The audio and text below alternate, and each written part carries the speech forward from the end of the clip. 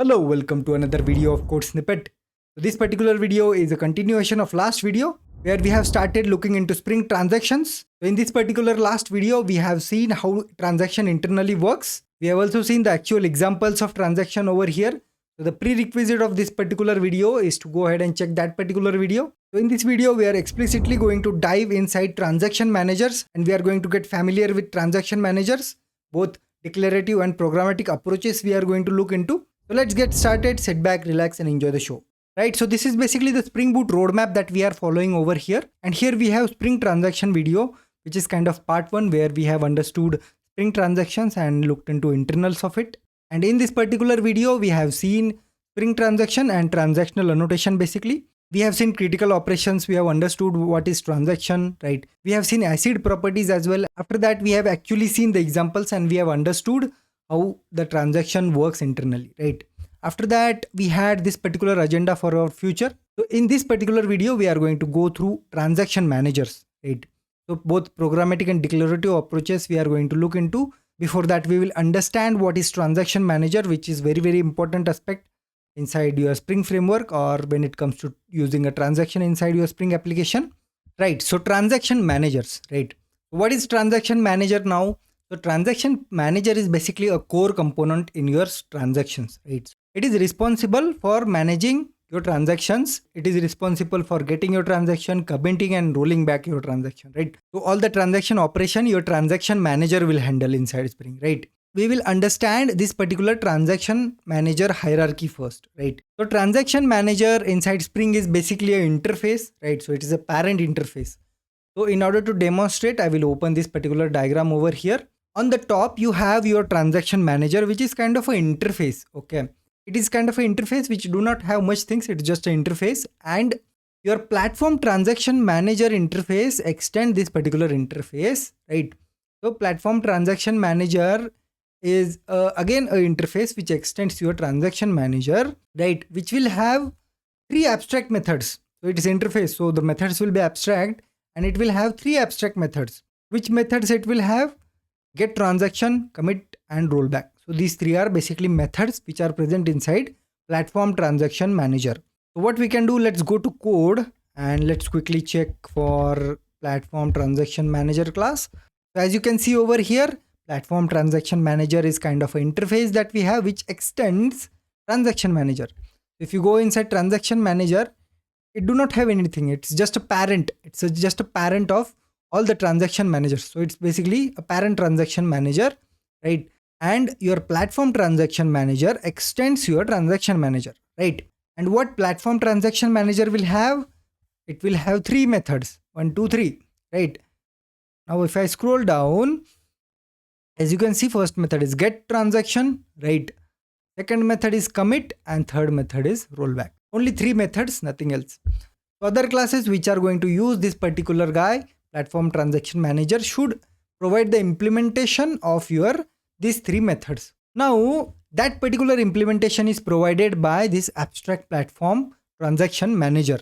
So it will basically provide the implementation of these particular 3 functions, right?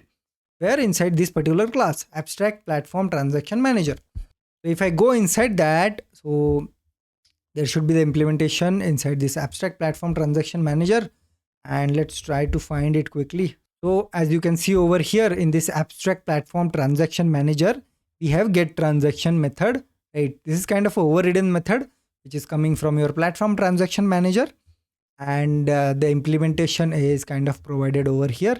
So this is basically the implementation of your get transaction. So get transaction we are using over here, and if you see this particular definition of this particular class, abstract platform transaction manager, it implements your platform transaction manager, right? So it will need to implement those particular methods. Now other 2 methods should also be there. So there we go. This is a basically commit method for which we need to provide the implementation, right? So as you can see, a commit method we have with transaction status. So that particular implementation is provided by this particular abstract platform transaction manager, right?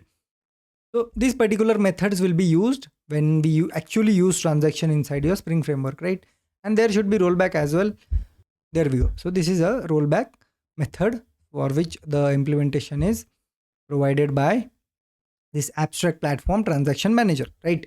Now let's go back. Now we have seen these three, right? So transaction manager, platform transaction manager, and abstract platform transaction manager. After that, this is again an abstract class, right? So this abstract class will be used by your different transaction managers inside your Spring application. So you can go with any transaction manager basically, right? There are multiple transaction managers. Let's say data source transaction manager is there, right? Which is basically used for JDBC transaction manager. When you are going to use JDBC inside your application, you will basically use data source transaction manager. You can also use Hibernate transaction manager. So this is again other transaction manager that you have, which will again extend this particular abstract platform transaction manager. After that, you will have JPA transaction manager as well. And you have JTA transaction manager as well, right? So these particular transaction managers we will have, and we will choose one between them. When I say we, Spring will choose it for us, right? So most probably Spring will choose JPA transaction manager for us. Okay, it will choose it at runtime. We don't need to worry about it. It will choose it at runtime, and for simple operations, right? For simple operations that we have, such as CRUD operations, mostly JPA transaction manager will be picked up at runtime, and it will extend this particular guy, which will have implementation of this particular three methods, and accordingly these three methods will be called inside your application, right? So that's how it works basically. Now in order to demonstrate what I will do, I'll go to this code basically, and here we had a book service. So this particular application we have checked inside our last video as well, right? So here if you see, add book have transactional annotation on top of it. For that, let me just pull our postman over here. Let's hit that, right? And now it came to your controller, and let it go to the service, right? So here we have transactional. Now let's check which transaction manager it is using, right? In order to check that, what we can do evaluate expression, and we can say transaction aspect support dot current transaction status. If we do that, it will return the transaction status at this particular time, right? At this particular point where we are stopping in the debug mode. So let me evaluate. So let me just expand it so that you can see it. I hope it is visible. So if you see over here transaction, we have JPA transaction manager. Okay. This is basically JPA transaction manager it is using from our list. So if you see over here, it's picking up JPA transaction manager basically over here. That's how. So at the runtime, our friend Spring is picking it for us, right? So basically those will be picked at the runtime when your Spring Boot application is running. That JPA transaction manager. So there we have a JPA transaction manager. So this is basically JPA transaction manager, and it is extending abstract platform transaction manager, and all your get transaction, commit, and rollback are coming from here, right? Which is managed by your platform transaction manager, which is managed by your transaction manager on top of it, right? So that is kind of a hierarchy that we have. Transaction manager here, transaction manager, platform transaction manager, then abstract platform transaction manager. Then one among these will be picked at the runtime. Basically, in addition to that, if I tell you, these first three will be used for your local transaction management, and this JTA transaction manager is generally used for two-phase commits, okay, for distributed transaction management. So that is not the scope of this video, but I'm just letting you know that JTA transaction manager usually comes into picture when there will be a two-phase commit transactions, right? So at that point, JTA comes into picture. Otherwise, mostly these particular transaction managers will come into picture. By this point, you have an understanding of the hierarchy of this, right? So we know who is implementing these methods, where those are coming from, and how transaction is using that, right? Right. So we have a fair understanding of transaction manager now and its childs basically. So basically next we are going to look into is the type of transaction managers. Two types majorly, declarative and programmatic transaction managers, right? This is going to be interesting now. Okay. So declarative transaction management. So let's first look into declarative one. So declarative transaction management is kind of a transaction management through annotations, right? So declarative means you declare a transaction and the job is done, right? So whatever we are looking into till now is a declarative way of defining your transaction, right? So by now we were using @transactional annotation only, right? So declarative way of transaction is that only. As we have seen, Spring Boot will choose the appropriate transaction manager for us. So we have seen that it was choosing JPA transaction manager for us, right? So that is what happens inside your declarative transaction management. And we can create an explicit transaction manager and tell Spring Boot to choose it as well. Now the question may come to your mind that, okay, I don't want Spring to choose whatever he wants. I want to tell Spring to choose an explicit transaction manager for me. Now let's see how we can do that. So what we can do over here is, let's implement the implementation of JDBC, and we will have a data source transaction manager basically. So in order to do that, we need to add a app config basically, right? So here app config. So class I have already created. In order to save some time, I'll just uncomment this annotations basically from here, right? Here I have created a app config, which is kind of a configuration class, right? And I'm creating a beans basically, right? I'm creating a beans explicitly where I'm defining a data source. So this is basically the data source. This is a JDBC connection that I'm trying to do over here to our H2 database. So we set a driver, we set URL, username, password, everything, right? That old code that we write for JDBC connection, right? That data source I'm trying to create over here. So data source will be kind of a one bean that will be created inside your Spring Boot application. So the other bean we are trying to create over here is transaction manager that we are going to use. Okay. So this transaction manager function will return the instance of platform transaction manager, right? For which we will pass this particular data source. Okay. So this is basically platform transaction manager where I'm creating a new data source transaction manager. So it's basically this particular data source transaction manager I'm trying to create. Okay. So this one, right? Data source transaction manager, which will return the bean of type platform transaction manager basically, right? And it will take this particular data source as an input. It will just add that data source so that it will connect to our H2 database that we have, right? And now what we can do, we can go to our book service and we can tell, while starting a transaction, we can tell that use this particular transaction manager for me, right? What was the name of our transaction manager? So the function name will be the name of your bean inside Spring Boot application, and we'll just paste it over here, right? And that's it, nothing else. So we are just creating a data source and we are asking it to explicitly pick that up instead of going ahead and picking up JPA, right? So basically it is good thing that it is automatically configuring transaction managers for us. But in order to demonstrate, I am trying to create this particular class, and in this way also we can do it, right? So internals we should know, that's why I'm trying to demonstrate it. Now I'll rerun the application meanwhile, right? So let it start, then we will hit another request and we will see what is happening, right? Now let's go here and let's hit another request, right? Now here it came basically. Now we'll go here and we will again evaluate expression, and here we will say transaction aspect support dot get dot current transaction status. We will evaluate. Now can you see this? Here we have data source transaction manager now, right? So basically now the transaction manager coming is data source transaction manager. Last time what we had, it was kind of a JPA transaction manager. So we had a JPA transaction manager which Spring bought for us, but now we have explicitly defining that we want this particular data source transaction manager, and now it is picking up that one. So this is how you can tell your Spring Boot application to pick this particular transaction manager, right? So that's basically all about declarative transaction management. Let's move ahead and let's see programmatic now. So as the name suggests, programmatic means handle your transactions programmatically through a code. That means don't use annotation, write a code. Now we have discussed that, a boilerplate code will be handled by aspect oriented programming. Then why to go and write a code in order to handle the transactions? Well, fair question, right? Let's see the answer. So basically there is a specific use case in which a programmatic transaction management should be used, right? What use case is that? Let's see. Let's say you have a class and you have, let's say, update user method is there, right? Which is doing three things, which is updating your database. Then it is calling a external API. It is calling a third party, right, to add or get some data. So it's kind of a REST template call it is trying to make. And the third one is again update the DB inside your database and then done, right? So we are using here transactional, let's say. So what will happen? It will update the DB in the transaction.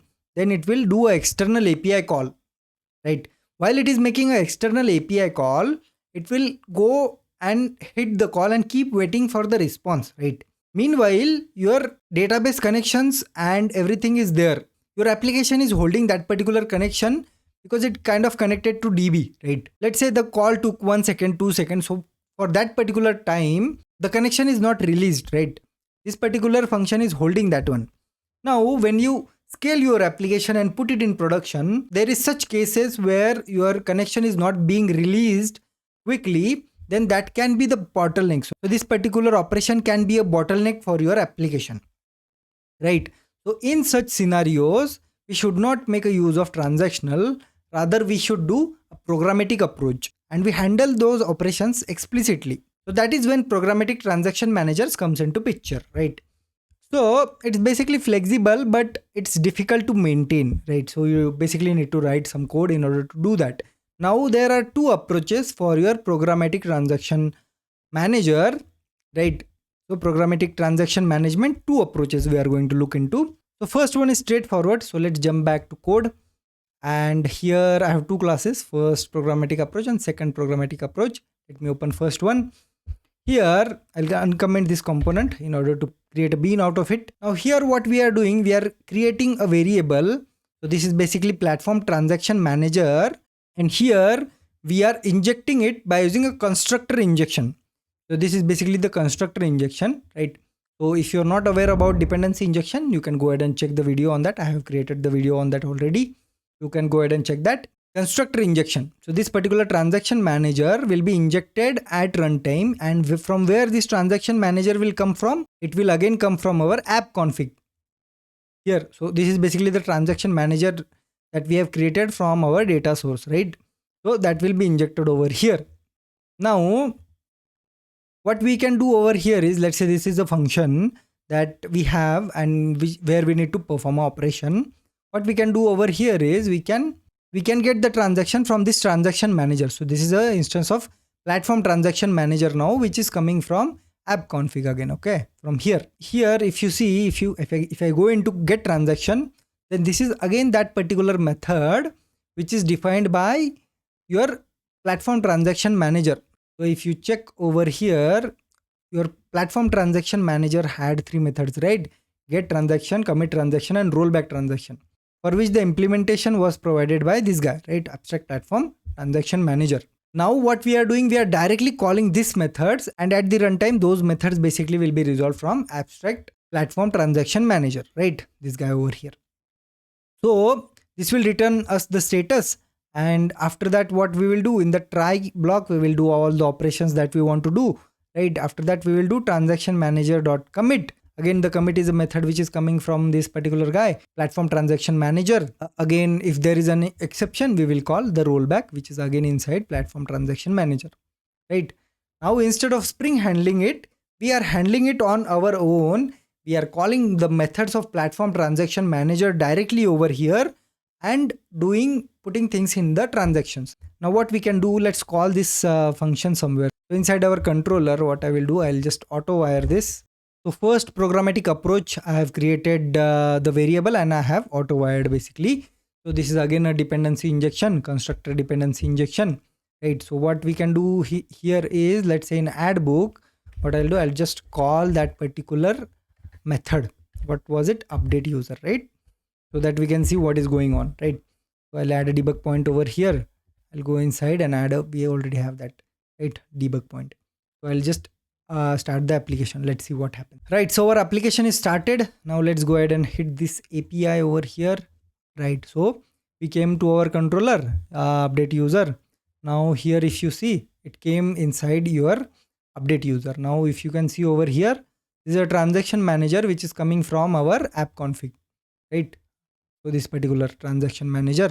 So this is a transaction manager where we have data source transaction manager, right? As we have configured that.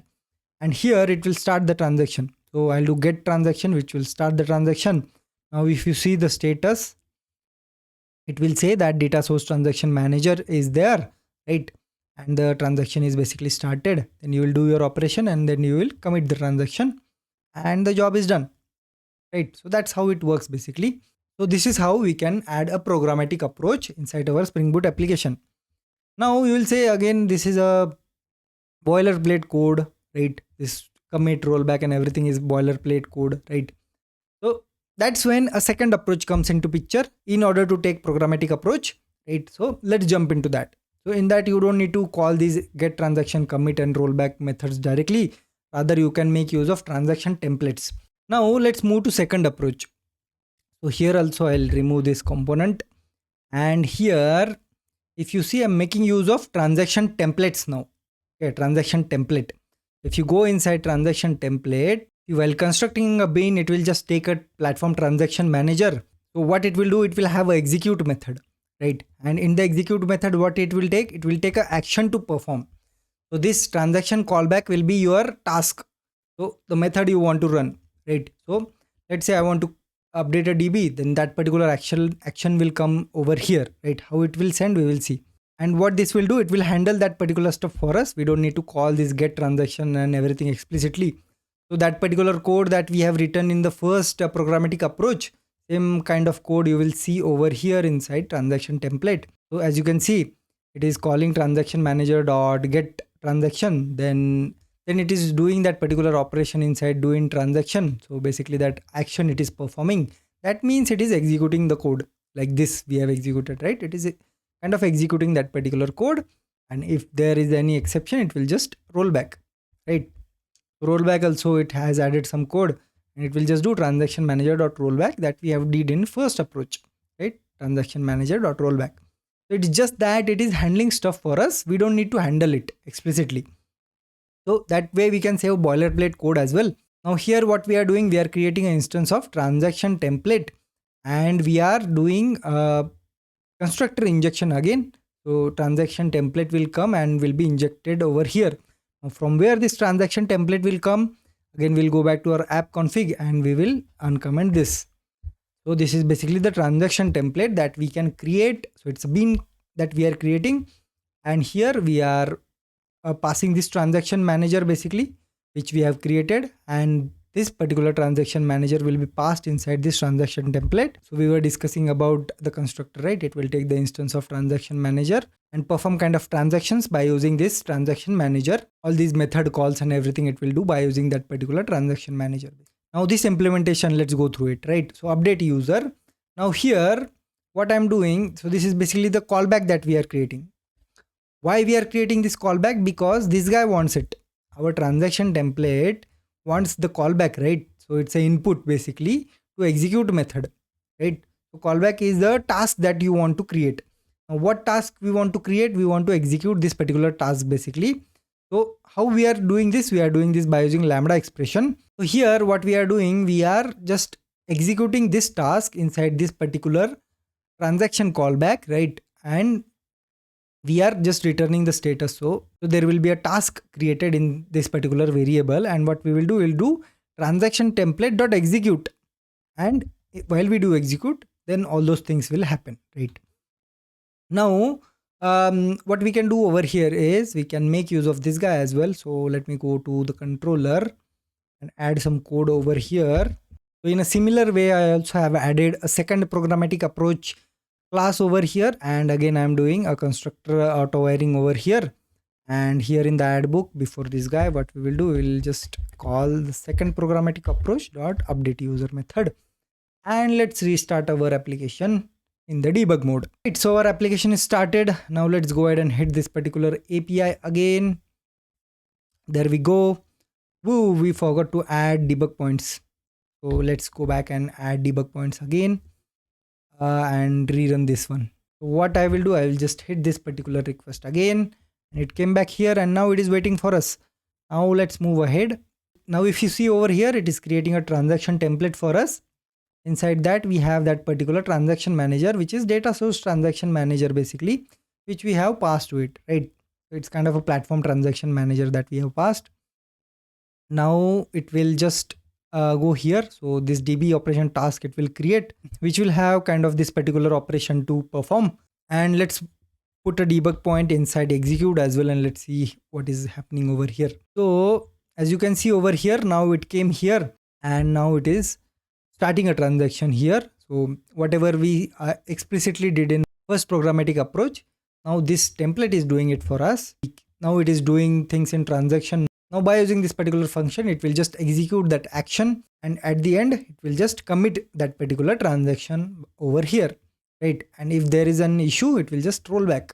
So that's how template is handling this stuff basically. That's how you can use this other programmatic approach in order to reduce kind of a boilerplate coding over here and avoid doing this get transaction, commit transaction, rollback transaction on your own and let transaction template handle it. So that is basically the second approach. So two approaches that we have seen over here. That's pretty much it for now. So I hope by now you have clear understanding of transaction managers. I hope you have idea about transaction manager, platform transaction manager, abstract platform transaction manager, right? And all these particular transaction managers that we have, how Spring is picking up the transaction managers, how you can explicitly ask Spring to pick it up. Then programmatic and declarative approaches we have seen. Now two programmatic approaches also we have seen. That's about transaction managers basically. And don't worry, that's not it about transactions. This particular part we have seen in this video. Now next video we are going to talk about transaction propagations, right? And in the future video we will also talk about isolation levels. So we are going to cover things in part to keep things isolated and keep our video short. So that's it for this video. If you like the video, hit the like button. Don't forget to click the red button below and subscribe to Code Snippet. Share this video with your friends so that they are also aware about transaction managers inside Spring Boot application. That's it for this video. See you in the next video.